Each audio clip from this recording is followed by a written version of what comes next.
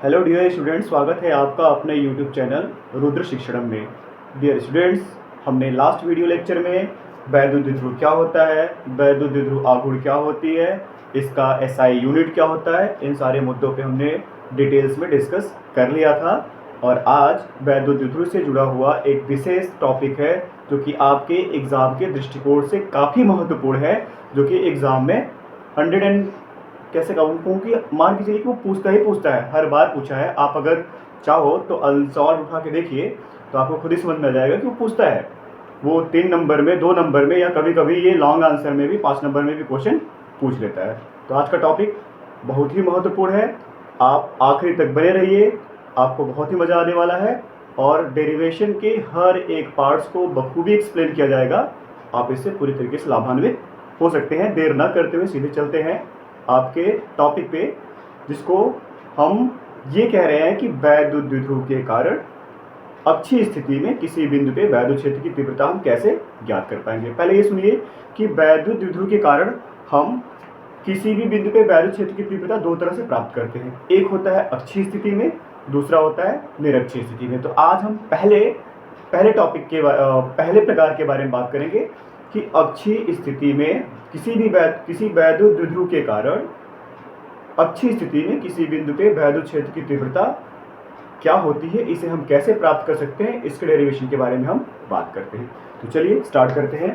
क्या टॉपिक है? वैद्युत द्विध्रुव के कारण उत्पन्न वैद्युत क्षेत्र की तीव्रता कितने प्रकार की होती है? 2 प्रकार की होती है। एक और प्रकार की होती है, उसको भी हम डिस्कस करेंगे। ऐसे कह लीजिए 3 प्रकार की विशेषता 2 प्रकार की होती है। वो तीसरा वाला जो होता है वो किसी भी बिंदु के लिए होता है। तो अभी के लिए हम क्या कहते हैं कि एक अच्छी स्थिति में और दूसरा निरक्षीय स्थिति में क्या होता है। हम क्या करेंगे, हमने मान लिया कि ए बी एक वैद्युत द्विध्रुव है और यह वैद्युत द्विध्रुव एक ऐसे माध्यम में स्थित है जिस माध्यम का परावैद्युतांक k है। बहुत ध्यान सुनिएगा, ये जो वैद्युत द्विध्रुव हमने पहले बोला कि वैद्युत द्विध्रुव क्या होता है। वैद्युत द्विध्रुव एक अरेंजमेंट होता है जिसमें समान परिमाण के किंतु विपरीत नेचर के, विपरीत प्रकृति के 2 आवेश होते हैं और दोनों के बीच की दूरी क्या होती है, निश्चित होती है। इसी अरेंजमेंट को, इसी व्यवस्था को, इसी निकाय को हम वैद्युत द्विध्रुव कहते हैं। तो यहाँ क्या है, मान लिया ए बी क्या है, एक वैद्युत द्विध्रुव है। ये वैद्युत द्विध्रुव एक ऐसे माध्यम में स्थित है जिस माध्यम का परावैद्युतांक k है और ये जो वैद्युत द्विध्रुव है ये 2 आवेशों -q + q आवेश से मिलकर बना हुआ है। वैद्युत द्विध्रुव के बीच की दूरी कितना होगी, 2l। अगर मैं मान लूँ इसके बीचों बीच एक सेंटर पॉइंट अगर O मान लूँ तो ये 2 भागों में बढ़ जाएगा, l और l। और इस वैद्युत द्विध्रुव के मध्य बिंदु O से r दूरी पर एक बिंदु P है। इसी बिंदु P पे हमें वैद्युत क्षेत्र की तीव्रता ज्ञात करनी है। एक बार मैं इसे फिर इस फिगर को एक बार फिर से हम एक्सप्लेन कर देते हैं। ए बी क्या है, एक वैद्युत द्विध्रुव है। यह वैद्युत द्विध्रुव एक ऐसे माध्यम में स्थित है जिस माध्यम का परावैद्युतांक k है और ये वैद्युत द्विध्रुव 2 आवेशों से -q और +q आवेशों से मिलकर बना हुआ है। वैद्युत द्विध्रुव के मध्य में एक बिंदु O है जिससे ये दूरी आधी आधी बढ़ जाएगी, l और l हो जाएगी। वैद्युत द्विध्रुव के मध्य बिंदु O से, इसे O नाम दे दिया, r दूरी पर एक बिंदु P है। इस बिंदु P पे हमें वैद्युत क्षेत्र की तीव्रता ज्ञात करनी है। ठीक है, अब हम क्या करेंगे, यहाँ पे हम पहले निकाल लें कि इस +q आवेश से इस बिंदु P की दूरी क्या होगी और -q आवेश से इस बिंदु P की दूरी क्या होगी। आप देखिए ध्यान से, इतनी दूरी कितना है, l है। अगर हम ये दूरी निकालना चाहें तो ये दूरी कैसे निकाल पाएंगे आप, इतनी पूरी दूरी क्या है, r है, पूरी दूरी r है। अगर इसमें से इतना हम कट कर लें तो क्या हो जाएगा, ये r - l, ये मिल गया हमें r - l। तो ये +q आवेश से लेकर बिंदु P के बीच दूरी कितना आ गई, r - l आ गई। ठीक है, और -q आवेश से यहाँ से निकालना चाहे तो कैसे निकालेंगे, यहाँ से कितनी दूरी होगी, इतनी पूरी दूरी कितना है, r है। ये दूरी कितना है, ये देखिए l है। तो इस r में अगर इतना हम l जोड़ दें तो कितना हो जाएगा, r + l। तो ये दूरी कितना मिल गया हमें, r + l। हमको इस +q आवेश से बिंदु P के बीच की दूरी मिल गई और -q आवेश से बिंदु P के बीच की दूरी मिल गई। अब हम निकालेंगे कि +q, यहाँ लिखेंगे +q आवेश के कारण बिंदु P पर निकालेंगे क्या, वैद्युत क्षेत्र की तीव्रता। वैद्युत क्षेत्र की तीव्रता कितना प्राप्त होगा, इसको हमने निकाला हुआ है। क्या होता है, E1 इज इक्वल टू, से वेक्टर फॉर्मूले चलते हैं, 1/4πε0। क्या होता था, इसकी फार्मूला मैं आप साइड में लिख दे रहा हूँ। फार्मूला क्या होता था, ये होता था E is equal to 1/4πε0 Q/r²। ये फार्मूला होता है। ये फार्मूला होती है कि किसी बिंदु आवेश के कारण वैद्युत क्षेत्र की तीव्रता। तो यहाँ पे तो किसी बिंदु पे ही, किसी बिंदु आवेश का वैद्युत क्षेत्र की तीव्रता हम यहाँ पे कैलकुलेट कर रहे हैं। तो यहाँ पे E1 is equal to 1/4πε0 plus Q है, प्लस Q। यहाँ प्लस Q आवेश इस बिंदु P के बीच दूरी कितना है, r-l। तो r-l का होल स्क्वायर। एक बात और, ये वैद्युत क्षेत्र की तीव्रता क्या होती है, सदिश राशि होती है। इसकी दिशा क्या होती है, निश्चित होती है। इसकी दिशा क्या होगी, इसकी दिशा देखिए, और वो जिसके लाइन निकलते हैं वो बाहर की तरफ निकलते हैं। तो ये इसकी दिशा क्या होगी, B से P की तरफ। इसकी दिशा क्या होगी, B से P की तरफ।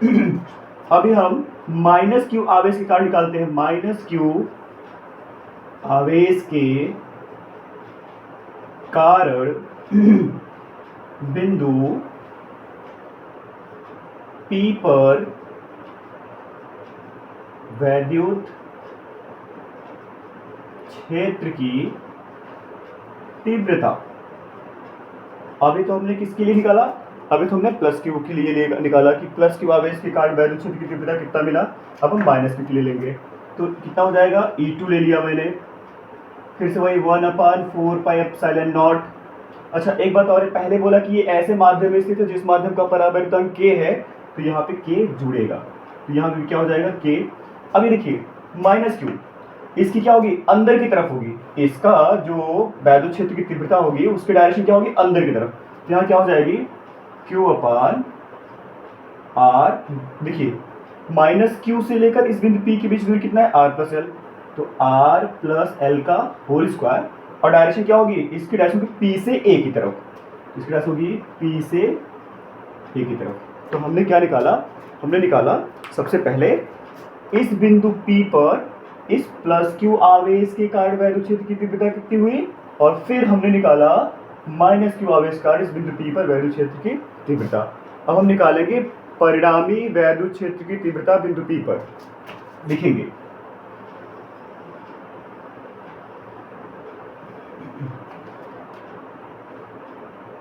देखिए, ध्यान सुनिएगा कि देखिए ये जो है B पे जो प्लस Q आवेश है, इसकी वजह से इसकी वैद्युत क्षेत्र तीव्रता बाहर की तरफ है। ये दोनों ना, अगर आप गौर से देखिए तो दोनों एक ही लाइन पे हैं। दोनों एक ही लाइन पे हैं, एक ही एक्सिस के अलोंग है, लेकिन दोनों एक दूसरे के अपोजिट है। ठीक है, तो यहां हम लिखते हैं क्या, बिंदु P पर परिणामी वैद्युत क्षेत्र की तीव्रता। हम बिंदु P पर परिणामी वैद्युत क्षेत्र की तीव्रता ज्ञात करेंगे। देख लेते हैं क्या होगा यहां से। तो मैंने मान लिया कि बिंदु P पर जो परिणामी वैद्युत क्षेत्र की तीव्रता है उसको मैंने मान लिया E।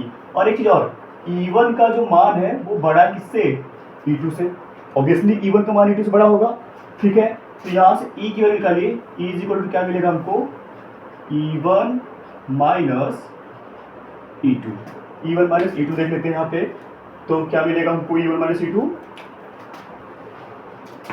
E1 की वैल्यू कितना है, 1/4πε0 के Q/r-l whole square, minus E2 की वैल्यू कितना है, 1/4πε0 के Q/r+l का होल स्क्वायर।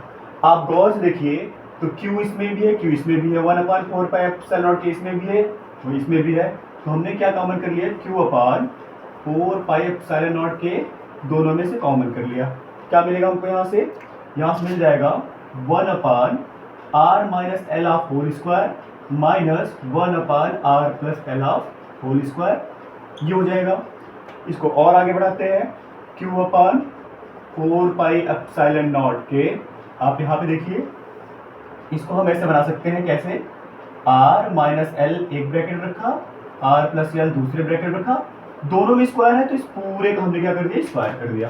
आप देखिए यहाँ से अगर आप इसको देखेंगे तो आर माइनस एल स्क्वायर यहाँ पे है, तो आर माइनस एल स्क्वायर, तो यहाँ से क्या मिल जाएगा, आर प्लस एल का स्क्वायर, एलसीएम लेके सॉल्व कर रहे हैं, माइनस आर प्लस एल का स्क्वायर यहाँ है, कट जाएगा, फिर यहाँ से क्या बच जाएगा, आर माइनस एल का होल स्क्वायर। इसको हम सॉल्व कर लेते हैं, सॉल्व कर लेते हैं, क्या मिल जाएगा, Q upon 4 pi epsilon naught के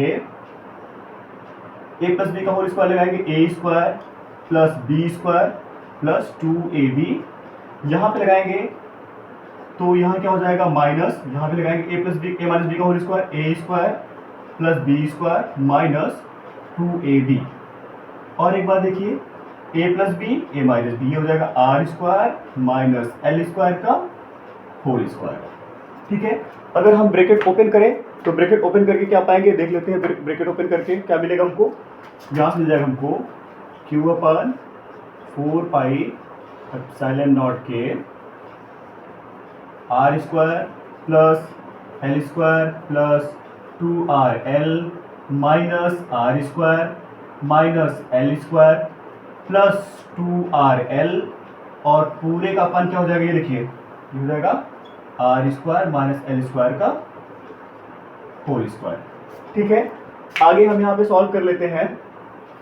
यहाँ पे हम अगर इसको देखें तो q upon 4 pi epsilon naught k, आप देखिए प्लस आर स्क्वायर से minus are square cancel, plus L square से माइनस एल स्क्वायर कैंसिल, क्या मिला हमें यहाँ से 2rl 4rl upon are square minus L square of whole square. इतनी बात हमें पता चल गई। अब इसी को हम थोड़ा सा अरेंज कर लेते हैं। ठीक है, आप यहाँ तक नोट कर लीजिए, स्क्रीनशॉट ले लीजिए, हम हट जा रहे हैं। आगे इसको बढ़ाते हैं, फिर देख लेते हैं क्या मिल जाएगा यहाँ से। ये हमारा किसकी वैल्यू चल रहा है, ई की वैल्यू। अगर हम यहाँ पे बहुत कुछ नहीं है, अगर हम इसको ई भी लेके चले परिमाण में तो कोई दिक्कत नहीं होगा, आप परेशान न होइएगा। ई इज इक्वल टू क्या मिला यहाँ से, Q upon 4 pi epsilon naught के into 4rl upon are square minus L square of whole square. देखिए इसको ना थोड़ा सा अरेंज करते हैं, अरेंज कुछ इस प्रकार से करते हैं, ई इज इक्वल टू, इसको वैसे बनाए 1 अपान 4 पाई एप्सिलॉन नॉट के। ओके, इसको हम थोड़ा सा ले सकते हैं, इसको अगर हम लिखे 2 इंटू इसका 2 यहाँ, इसका लिखा क्यू, इस वाले क्यू को इंटू 2l, पूरा बात बन गया, और इंटू आप करके बाहर r लिख दो, कोई दिक्कत नहीं। आपने क्या किया, 2 इंटू 2 4 हो गया, ये r एज इट इज है, ये l है, और फिर ये q है, और फिर हमने यहाँ से लिखा r square minus L square का होल स्क्वायर। ठीक है, हम एक चीज़ जानते हैं, इसको थोड़ा सा और भी अरेंज करते हैं। क्या हो जाएगा, 1 upon 4 pi epsilon naught k 2 into 2ql into r upon are square minus L square. हम ना जब वैद्युत द्विध्रुव की बात कर रहे थे तो एक चीज बोला था कि वैद्युत द्विध्रुव आघूर्ण P इज इक्वल टू होता है 2ql। P की वैल्यू क्या लिया था, 2ql, तो हम इसकी जगह P लिख सकते हैं। और एक चीज ध्यान सुनिएगा, आपने जब हमने बोला कि r वैद्युत द्विध्रुव के बीच की जो दूरी होती है बहुत अल्पतम होती है, और उसमें से भी हम मध्य बिंदु की बात करें तो L, मतलब R के कंपेयर में L एक छोटी क्वांटिटी है। ऐसे समझिए कि L जो है वो बहुत छोटी क्वांटिटी है किसके, R के कंपेयर में, तो L स्क्वायर के कंपेयर में R स्क्वायर बहुत छोटी हो जाएगी। मतलब हम यहाँ से L स्क्वायर को बोल सकते हैं कि L स्क्वायर का मान नगण्य होगा। तब क्या हो जाएगा यहाँ से, E 1 upon 4 pi epsilon naught k 2 की वैल्यू लिख सकते हैं, P लिख सकते हैं इंटू R, और ये हो गया R स्क्वायर, और L की वैल्यू नगण्य है तो क्या हो गया 0, और ये इसका स्क्वायर चल रहा था, ये स्क्वायर चलेगा इसका। ठीक है, फिर ये क्या बन जाएगा, E equal to 1 upon 4 pi epsilon naught k, ये हो गया आपका 2PR, और एक R पावर 4, एक R से एक R क्या हो गया कैंसिल, क्या मिला, E equal to 1/4πε0 K 2P/r3। ये है हमारा अक्षीय स्थिति में वैद्युत क्षेत्र की तीव्रता। कि अक्षीय स्थिति में वैद्युत क्षेत्र की तीव्रता हम कैसे प्राप्त कर सकते हैं? तो अक्षीय स्थिति में वैद्युत क्षेत्र की तीव्रता हम कुछ इस प्रकार से प्राप्त कर सकते हैं। अच्छा, एक बात और, यदि ये मान लें, यदि माध्यम जो हमने माना था कि AB जो था वो कहाँ रखा था? किसी ऐसे माध्यम में रखा था जिसमें उस माध्यम का परावर्तन K था। अगर हम ये कह दें कि वो माध्यम क्या है? वायु, या फिर मैं बोल दूं क्या? निर्वात। तो K का मान क्या हो जाएगा? 1। तब ये E का मान क्या आ जाएगा? E का मान आ जाएगा 1/4πε0। K का मान 1 हो गया, तो यहाँ हो गया 2P/r3। ये हमारा हो गया अक्षीय स्थिति में वैद्युत क्षेत्र की तीव्रता। ये हमारा अक्षीय स्थिति में वैद्युत क्षेत्र की, तो ये हमारा क्या है? अक्षीय स्थिति में वैद्युत क्षेत्र की तीव्रता, जिसे हमने आसानी से प्राप्त कर लिया। और एक चीज देख लेते हैं, अगर हम इसकी यूनिट की बात करें, इसका योग वही बनेगा न्यूटन प्रति कूलम। न्यूटन प्रति कूलम। बहुत आसान सा था, बस कुछ नहीं करना था। सबसे पहले हमने इसमें मान लिया कि कोई एक वैद्युत द्विध्रुव है, वह वैद्युत द्विध्रुव AB एक ऐसे माध्यम में स्थित था जिस माध्यम का परावर्तन K था। तो हमने वैद्युत द्विध्रुव के मध्य बिंदु से r दूरी पर एक कोई बिंदु मान लिया। उस बिंदु पे हमें वैद्युत क्षेत्र की तीव्रता ज्ञात करनी थी। तो सबसे पहले हमने क्या किया? उस मध्य बिंदु से हमने r दूरी पर जो बिंदु लिया था, उस बिंदु को +q से दूरी निकाल लिया, -q से दूरी निकाल लिया, फिर +q के कारण वैद्युत क्षेत्र की तीव्रता ज्ञात कर लिया, फिर -q के कारण वैद्युत क्षेत्र की तीव्रता ज्ञात कर लिया, और फिर हमने बिंदु P पर परिणामी वैद्युत क्षेत्र की तीव्रता को ज्ञात किया। और अंततः हम जाके अपने फाइनल रिजल्ट में पहुंचे, जो कि हमको क्या बताता है? E = 1/4πε0 K 2P/r3 होना चाहिए यहाँ पे, r3। और उसके बाद अगर हम मान लेते हैं कि माध्यम जो है अगर वायु या निर्वात है, तो K की वैल्यू क्या होती है? 1 होती है।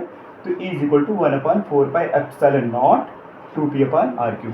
ये है हमारा अक्षीय स्थिति में वैद्युत क्षेत्र की तीव्रता। नेक्स्ट वीडियो लेक्चर में हम बात करेंगे कि निरक्षीय स्थिति में वैद्युत क्षेत्र की तीव्रता क्या होती है और इसे हम कैसे ज्ञात कर सकते हैं।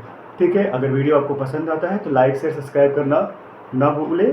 तब तक के लिए खुश रहे, मस्त रहे, धन्यवाद।